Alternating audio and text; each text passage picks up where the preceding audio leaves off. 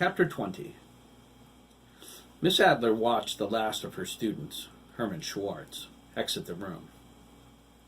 She let out a tremendous whoosh of breath as she slumped back in her chair. "Thank the gods," she cried, rubbing her temples.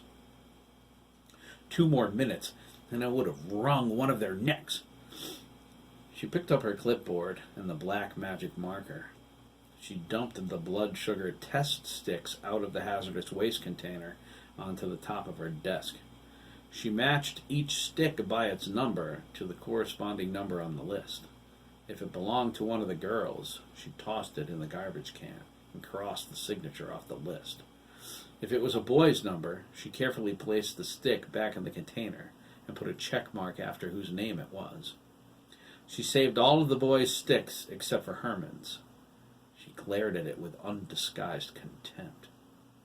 "Jew," Miss Adler said, her voice suddenly deeper. She tossed Herman's stick into the trash can on her way out. The classroom door closed by itself a few moments later. Miss Adler had nothing to do with it. She didn't even know they were there. No one did. They were invisible to everyone except themselves. They sat throughout the room, a dozen at first, and then more. A foul stench of death filled the air, but it was no surprise. They were the ghosts of Hiram Milliken's victims, and they were angry. Sam Stone Jr. appeared on top of Miss Adler's desk. There was blood all over the front of his t-shirt. His expression was rife with sorrow. "You were right," Sam said. "Of course we were right," a young blond boy replied.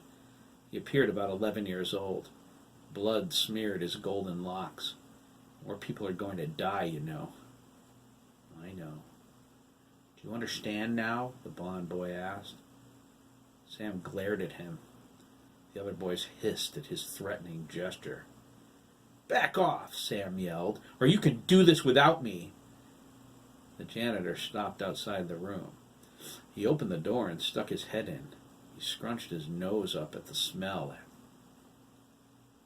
What was she doing in here? Burning cats? The room was empty. He resumed sweeping. "I must be losing it," the janitor said. "I thought I heard voices." The blond boy flashed a wicked smile. "You should be more careful, Stone. If you stir up too many emotions, they can see you." "So what, Terry? Like they'll believe what they see anyway?" "Are you with us?" Terry asked, clenching his fists. "It's the only way you'll ever be free." "You either," Sam reminded him, his expression filled with regret. "There's no other way?" The boys laughed as they disappeared. The janitor paused in the hall again. He shook his head and decided to sweep downstairs instead. He didn't go back to the second floor again until September. Sam remained for a short time, staring at the pile of textbooks on the shelf in the back of the room. He wondered if anyone would turn in his books. He closed his eyes, faded slowly, and then disappeared with the others. There was one ghost left. He was a little boy with jet black hair. He sat on the floor in the back of the room. He went unnoticed by Sam and the others.